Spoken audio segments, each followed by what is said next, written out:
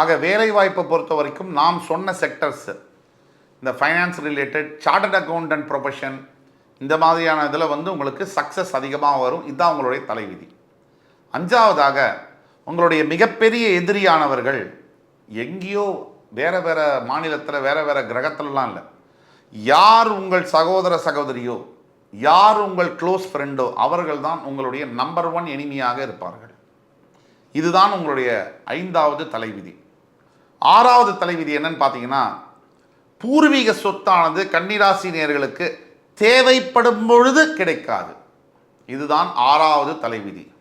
7வது தலைவிதி, அனைத்து கன்னிராசி என்பர்களுக்கு, பெரும்பாலும் 85% கன்னிராசி என்பர்களுக்கு குழந்தை பாக்கியம் சற்று லேட்டாக தான் கிடைக்கும். அப்படியே கிடைச்சாலும் அந்த குழந்தைகள் தான் வளர்ந்தவுடன் உங்களை ஜஸ்ட் லைக் தட் விட்டுட்டு போயிடுவாங்க.